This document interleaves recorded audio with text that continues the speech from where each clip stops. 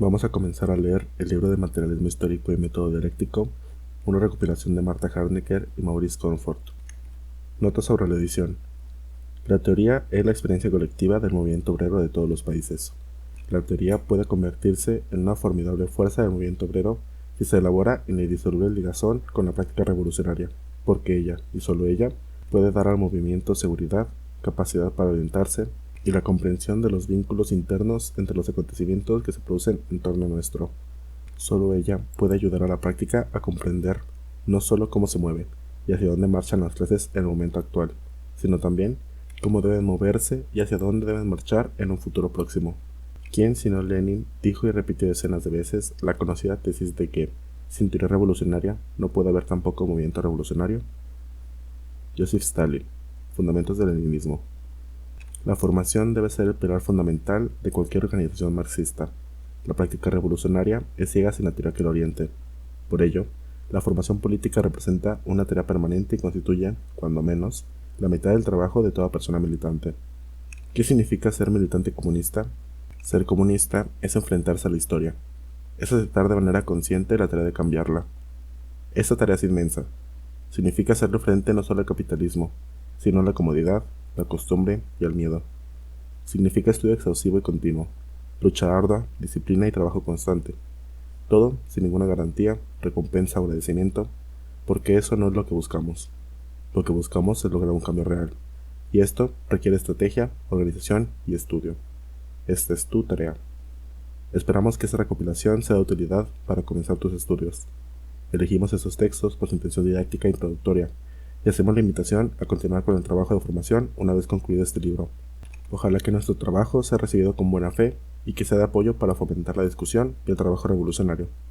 Colectivo Soviets, Aguascalientes, México, 2026. Sobre los autores.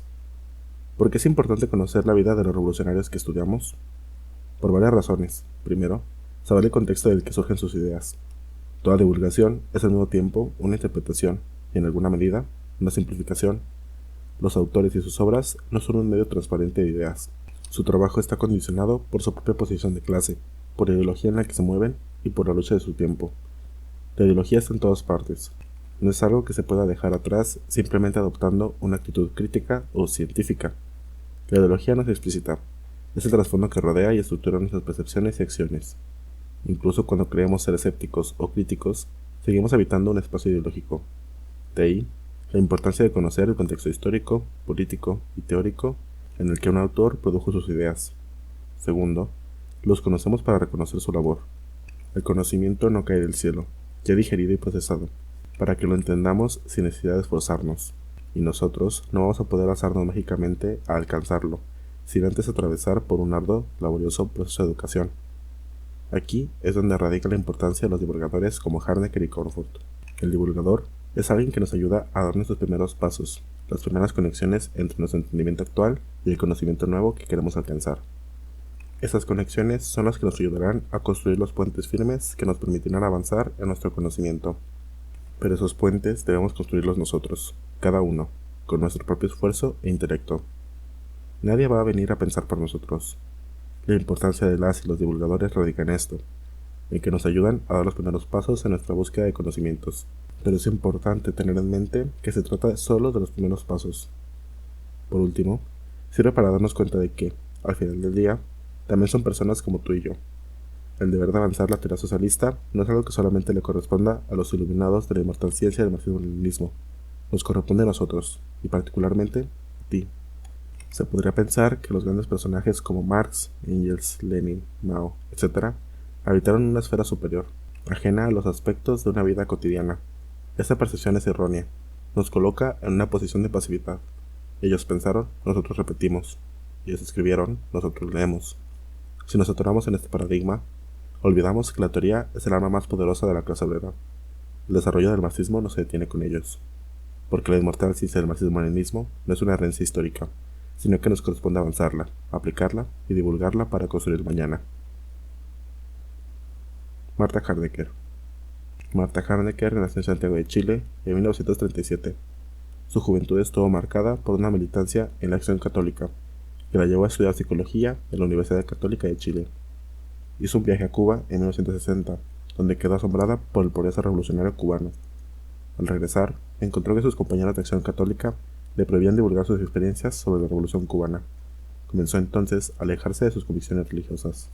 Viajó a París en 1962 para realizar sus estudios de posgrado. Allí se encuentra con Louis Althusser. Fue bajo su tutela que Harnecker abandonó definitivamente la religión para enfocarse en el estudio del socialismo científico. A su regreso a Chile en 1968, comenzó su actividad en el partido clandestino Ranquil y se incorporó al movimiento estudiantil en la universidad.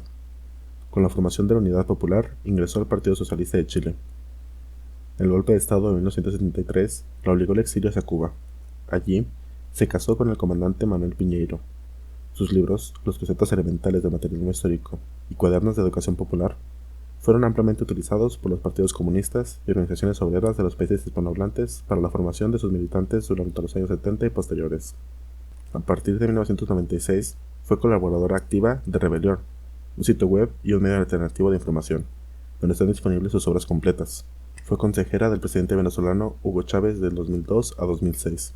Falleció en Vancouver, Canadá, el 15 de junio de 2019, a los 82 años. Maurice Campbell Cornforth. Cornforth nació en Londres el 28 de octubre de 1909, creció y cursó sus estudios universitarios en esa ciudad. Tras graduarse, ingresó en el Trinity College en Cambridge, donde fue el único estudiante matriculado en un curso especializado en lógica. En el verano de 1931, se afilió al Partido Comunista de Gran Bretaña y creó la primera organización del partido en Cambridge. A partir de 1933, trabajó a tiempo completo como secretario del Partido Comunista para East Anglia. Con el tiempo, Cornforth se convirtió en uno de los principales ideólogos del Partido Comunista de Gran Bretaña, publicando su primera obra, Science vs. Idealism, en 1946. Esta fue la primera de muchas obras filosóficas marxistas-leninistas que se publicaron a lo largo de su vida. En 1950, fue nombrado director general de la entonces editorial marxista Lawrence y Wishart, cargo que ocupó hasta 1975. Durante este periodo, fue responsable de la publicación oficial de las obras completas de Marx y Engels en lengua inglesa. La obra de Cornforth, en 3 volúmenes, Materialismo dialéctico, se publicó originalmente en 1953, a partir de una serie de conferencias que Cornforth había impartido en el Partido Comunista. Cornforth falleció a los 71 años en Islington, Londres, el 31 de diciembre de 1980. Prefacio de Cornforth. Este libro sobre el materialismo dialéctico no pretende más que presentar algunas ideas filosóficas claves del marxismo, exponiéndolas en un lenguaje claro y directo. Gran parte de lo expuesto en el presente volumen y en los 2 siguientes, como se observará, se inspira no solamente en los escritos de Marx, sino también en los de Engels y Lenin. Algunos pseudomarxistas sostienen que Engels vulgarizó a Marx y que Lenin lo vulgarizó aún más. Además, las referencias a Stalin y también a Mao, incluidas en el volumen original publicado en 1950, se mantienen todavía. ¿No debería ser, entonces, este libro desechado o enteramente reescrito? No pareció oportuno hacerlo, por quedar explicadas las ideas esenciales del carácter de clase de la filosofía, de la oposición entre materialismo e idealismo, dialéctica y metafísica, sin necesidad de revisión alguna. Londres, febrero de 1976. Prefacio de Harnecker. Los filósofos no han hecho sino interpretar el mundo de diferentes maneras, lo que importa es transformarlo. Marx, 11ª tesis sobre Feuerbach. ¿Qué significa este paso de la interpretación del mundo a su transformación, enunciado por Marx en la 11ª tesis sobre Feuerbach? Necesidad de abandonar la teoría para pasar a la acción, es decir, necesidad de abandonar el escritorio y los libros para comprometerse en forma exclusiva en una acción política revolucionaria. Muchos jóvenes latinoamericanos, cansados de la verborrea revolucionaria que jamás llega a producir ningún hecho político que transforme, realmente, las condiciones de miseria y explotación de las grandes masas de trabajadores de América Latina, caen en la tentación de interpretar esta frase como un paso de la teoría a la acción, como si toda teoría fuera solo interpretación del mundo, y como si toda acción implicara una transformación de éste. Si así fuera, para ser consecuente, Marx debería de haber abandonado los libros, el estudio, para dedicarse en forma exclusiva al trabajo político. Sin embargo, hasta su muerte, el trabajo intelectual ocupa gran parte de sus días, sin que por ello descuide la acción política inmediata. La vida de Marx nos plantea, por lo tanto, una disyuntiva. O Marx no fue consecuente con su afirmación de la necesidad de pasar de la interpretación a la transformación del mundo, o considera que no puede existir transformación de éste sin un conocimiento previo de la realidad que se quiere transformar. Sin un conocimiento previo de cómo ella está organizada, cuáles son sus leyes de funcionamiento y desarrollo, cuáles fuerzas sociales existen para realizar los cambios, es decir, sin un conocimiento científico de ella. No cabe duda que esta última es la posición de Marx. La 11ª tesis de Feuerbach no anuncia la muerte de toda teoría, sino una ruptura con las teorías acerca del hombre, la sociedad y la historia, que hasta ese momento eran teorías filosóficas que se limitaban a contemplar e interpretar el mundo, siendo incapaces de transformarlo porque no conocían el mecanismo de funcionamiento de las sociedades. Lo que hasta ese momento existía en relación a la sociedad y su historia eran o bien teorías filosóficas acerca de la historia o filosofías de la historia, o bien narraciones históricas y análisis sociológicos que se limitaban a describir los hechos que ocurrían en las distintas sociedades. Lo que no existía era un conocimiento científico de las sociedades y de su historia. La 11ª tesis sobre Feuerbach indica, por lo tanto, una ruptura con las teorías filosóficas acerca del hombre y de la historia que no hacen sino interpretar el mundo, y anuncia la llegada de una teoría científica nueva, la teoría científica de la historia, o materialismo histórico, que funda un campo científico nuevo, la ciencia de la historia, de la misma manera que la teoría científica de Galileo funda un nuevo campo científico, la ciencia física. Detengámonos un momento a analizar el significado de esta palabra, teoría, tan empleada en el lenguaje científico. De la misma manera que en el proceso de producción material se pretende transformar una materia prima determinada, por ejemplo, el cobre, en un producto determinado, por ejemplo, cañerías, cables eléctricos, etc., mediante la utilización por parte de los trabajadores de medios de trabajo especializados, máquinas e instrumentos, etc. En el proceso de producción de conocimientos se pretende transformar una materia prima determinada, una percepción superficial, deformada de la realidad, en un producto determinado, un conocimiento científico, riguroso de ella. Esta transformación la realizan los trabajadores intelectuales utilizando instrumentos de trabajo intelectual determinados, fundamentalmente la teoría y el método científicos. Se llama teoría al cuerpo de conceptos más o menos sistemático de una ciencia, por ejemplo, la teoría de la gravedad, la teoría de la relatividad, la teoría freudiana del inconsciente, etc. Se llama método a la forma en que son utilizados estos conceptos. Toda teoría científica, por tanto, tiene el carácter de instrumento de conocimiento. Ella no nos da un conocimiento de una realidad concreta, pero nos da los medios e instrumentos de trabajo intelectual que nos permiten llegar a conocerla en forma rigurosa, científica. La teoría de la gravedad, por ejemplo, no nos da un conocimiento inmediato de la velocidad con que cae una piedra desde una altura determinada, pero nos da los medios para poder realizar este cálculo concreto. Cuando se habla, entonces, de teoría marxista de la historia, se está hablando de un cuerpo de conceptos abstractos que sirve a los trabajadores intelectuales como instrumento para analizar, en forma científica, las diferentes sociedades, sus leyes de funcionamiento y desarrollo. Este cuerpo de conceptos del materialismo histórico comprende los siguientes conceptos: proceso de producción, fuerzas productivas, relaciones técnicas de producción, relaciones sociales de producción, relaciones de producción, infraestructura, superestructura, estructura ideológica, estructura jurídico-política, modo de producción, formación social, coyuntura política, determinación en última instancia por la economía, autonomía relativa de los otros niveles, clases sociales y la lucha de clases relacionada con las relaciones de producción, transición, revolución, etc. Los primeros fundamentos de este cuerpo de conceptos, aunque todavía muy frágiles, se encuentran en la ideología alemana, de 1845 a 1946. Por ello, se puede considerar que esta obra marca una verdadera revolución teórica en el pensamiento de sus autores. Marx y Engels inauguraron una ciencia nueva allí donde antes reinaban las filosofías de la historia, allí donde no existían sino filosofías de la historia y narraciones de hechos históricos e empíricos. ¿Cuál es la envergadura de este descubrimiento científico? Para explicarlo, utilicemos una imagen empleada por Louis Althusser. Si consideramos los grandes descubrimientos científicos de la historia humana, podríamos imaginarnos las diferentes ciencias como formaciones regionales de grandes continentes teóricos. Podríamos afirmar que antes de Marx solo habían sido descubiertos dos grandes continentes: el continente matemáticas, por los griegos, tales o los que el mito de este nombre se designa, y el continente física, por Galileo y sus sucesores. Una ciencia como la química, fundada por Lavoisier, es una ciencia regional del continente física.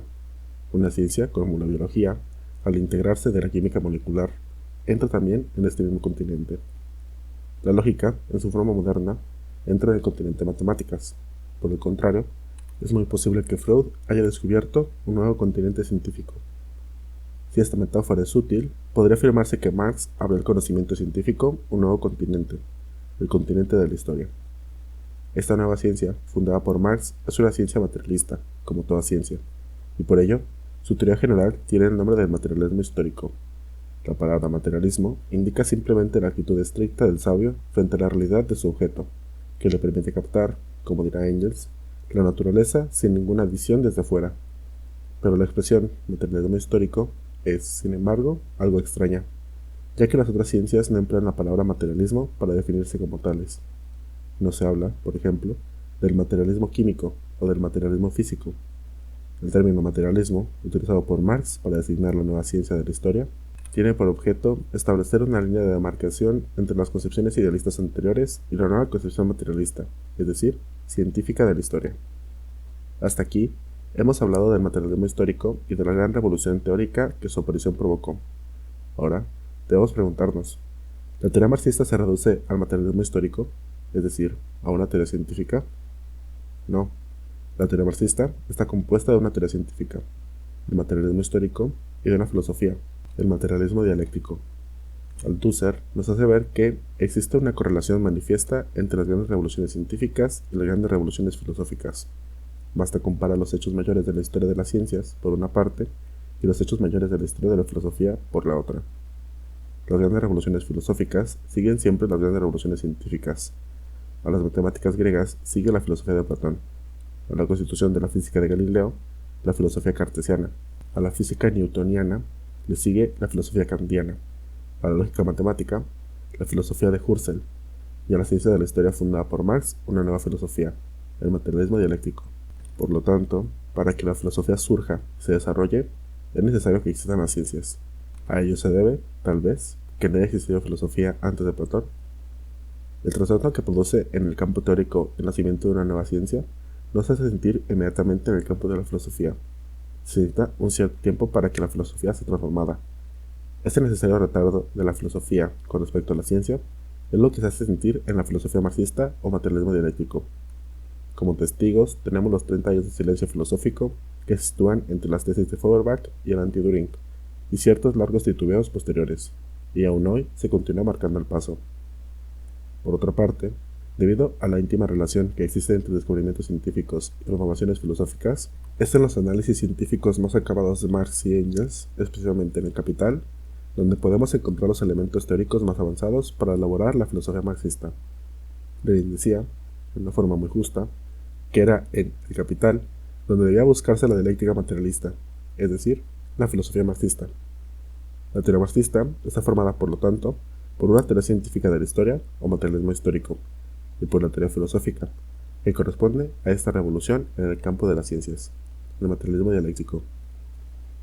En las líneas anteriores hemos visto el débil desarrollo que ha tenido la elaboración del materialismo dialéctico, situación que se explica por el necesario retardo de la filosofía con respecto a los nuevos descubrimientos científicos.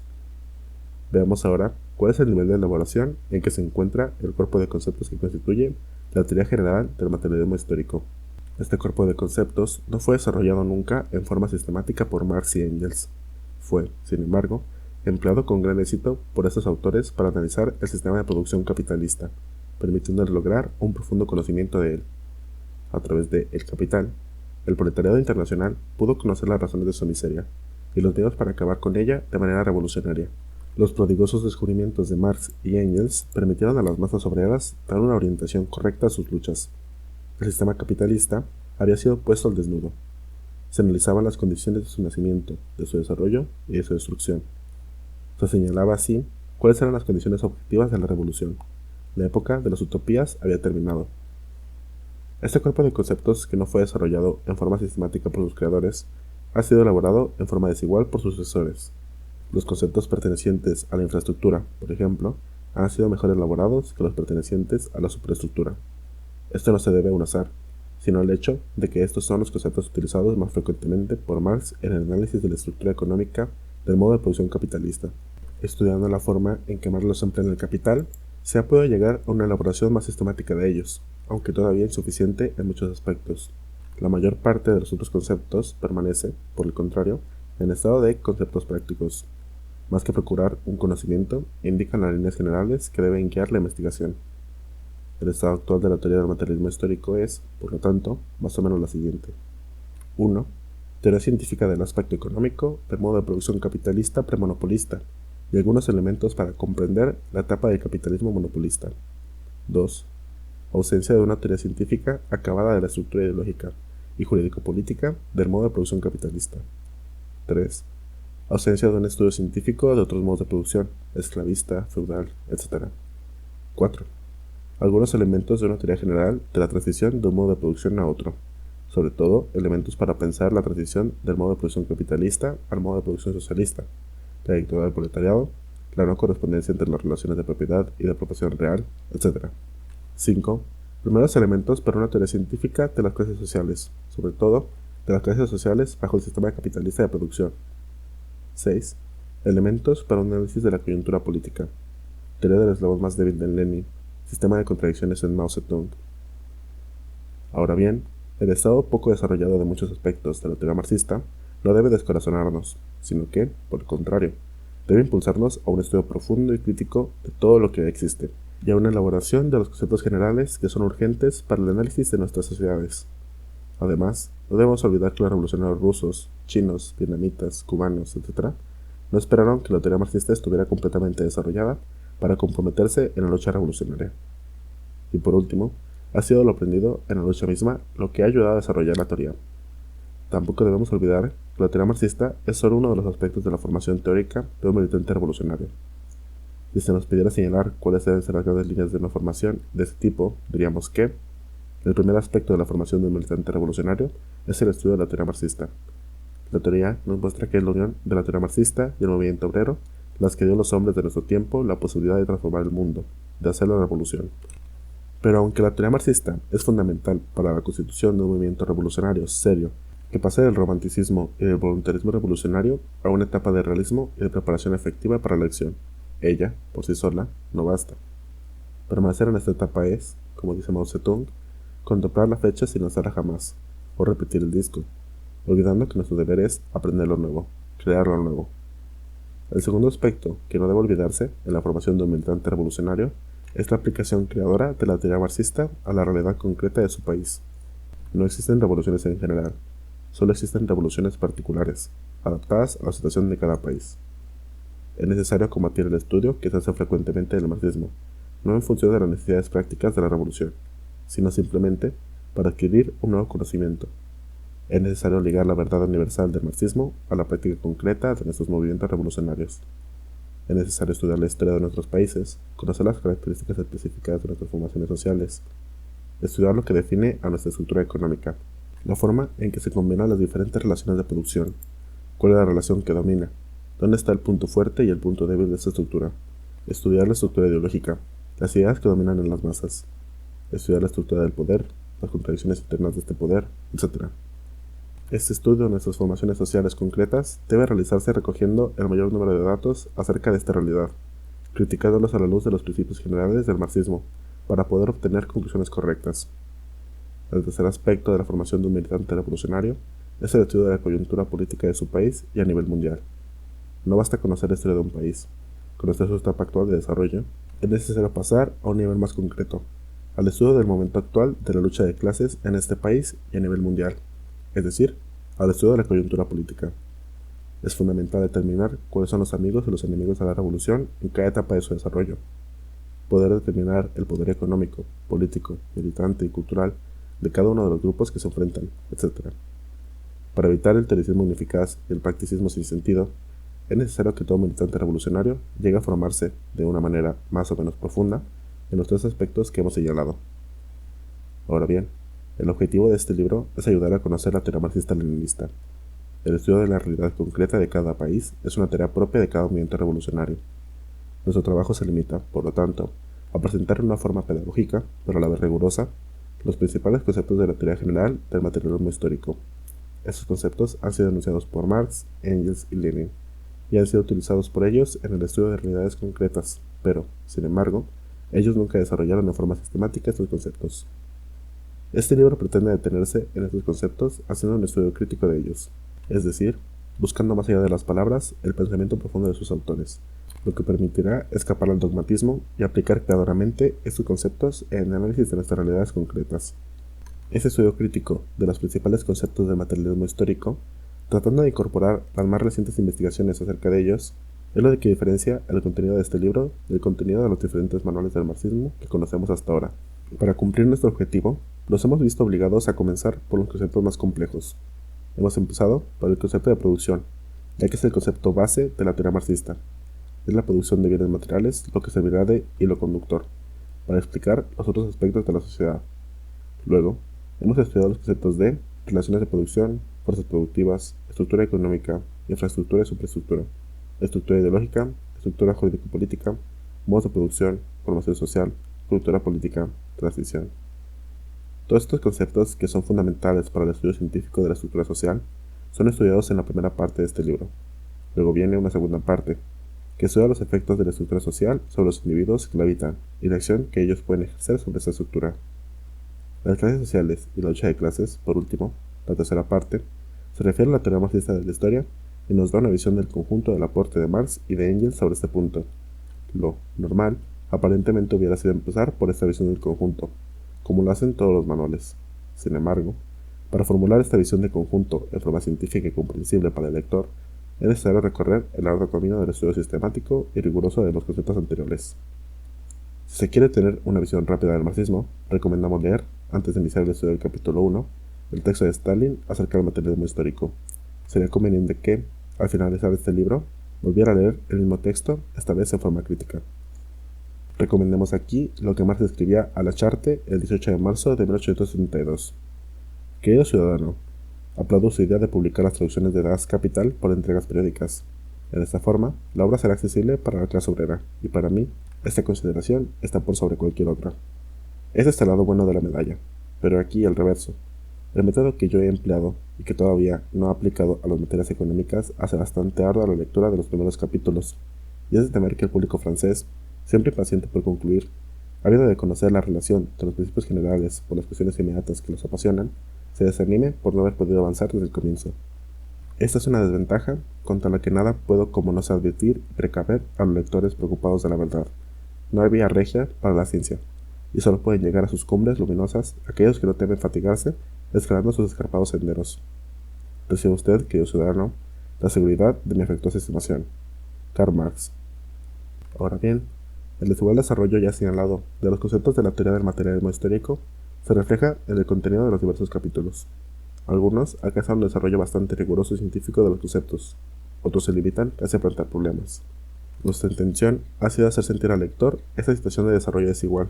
Para realizar este trabajo, hemos utilizado el método de trabajo teórico y de lectura crítica que aprendimos estudiando las obras de Luis Althusser, principalmente, y de sus colaboradores. Principalmente, la Revolución Teórica de Marx y Para leer el Capital, editados por Siglo XXI. Además de sus obras escritas, contribuyeron también a hacer posible su trabajo discusiones mantenidas a lo largo de más de 3 años de trabajo realizado bajo su dirección. Cada vez que hemos encontrado en esos autores o en otros textos suficientemente claros, los hemos utilizado en forma textual o semitextual, señalando de dónde proviene el texto citado para que el lector pueda recurrir al original. El cuestionario y los esquemas que figuran al final de los capítulos tienen un fin pedagógico, tanto para que estudien en forma aislada, como para aquellos que utilizan el contenido de este libro en cursos de formación para trabajadores y estudiantes. Los temas de reflexión que siguen en el cuestionario no pueden ser solucionados partiendo solo del contenido del capítulo. Su objetivo es doble. Por una parte, mostrar los problemas teóricos que pueden plantearse al estudiar determinados conceptos. Por otra parte, indicar las posibles aplicaciones de los conceptos teóricos en el análisis de nuestra realidad latinoamericana. Los textos escogidos que se encuentran después del último capítulo tienen diferentes finalidades: aclarar, apoyar, complementar el contenido de cada capítulo, al mismo tiempo que poner en contacto directo al lector con esos autores. La bibliografía general que figura al final del libro señala los principales textos que deben ser leídos en una primera etapa de formación. Cada texto está acompañado por un comentario crítico cuyo fin es orientar la lectura. Al final de esta bibliografía, en la que los textos de cada autor figuran en un orden cronológico, se dan sugerencias concretas de la manera en que pueden organizarse en forma más efectiva la lectura de ellos. El contenido de este trabajo no debe ser considerado como un dogma, sino como un esfuerzo de investigación y exposición pedagógica de un cierto número de instrumentos de trabajo teórico. Si alguno de estos instrumentos, en lugar de facilitar el conocimiento de una realidad social concreta, lo dificulta, no cabe duda que debe ser modificado, perfeccionado o, en un caso extremo, abandonado. La bibliografía al final de cada capítulo, pie de nota, por esta edición se ha colocado toda la bibliografía, textos elegidos y lecturas recomendadas al final del libro, pretende justamente facilitar el estudio crítico de su contenido. Recomendamos a nuestros lectores estudiar los textos de Marx, Engels, Lenin y Mao Zedong, ya que ellos, si bien han elaborado sistemáticamente muchos de los conceptos del materialismo histórico, han narrado y analizado su propia práctica revolucionaria, de la que nosotros tenemos mucho que aprender. Pero leerlos, estudiarlos, asimilarlos, no significa transformarse en recitadores de sus textos. No basta las citas célebres. Se necesita una aplicación creadora de la teoría marxista. Lenin criticaba duramente a los políticos que se aferraban a las citas de los libros sin hacer un esfuerzo por enfrentarse en forma creadora a la realidad. Ellos son como aquellos eruditos cuyo cráneo es un cajón lleno de citas, que pueden extraer, pero en el momento en que se presenta una combinación nueva, no descrita los libros, se sienten perdidos y toman justamente aquella que no sirve. Por último, queremos agradecer muy especialmente a nuestro profesor y amigo Luis Althusser, y a todos los que de una u otra manera han hecho posible la realización de este trabajo, que ha sido el fruto de un verdadero trabajo colectivo, y advertir a nuestros lectores que habría sido absolutamente estéril si solo se limitara a aumentar el campo de conocimientos acerca de la teoría marxista. Recordemos que el objetivo último de Marx fue transformar el mundo. Santiago, enero de 1971.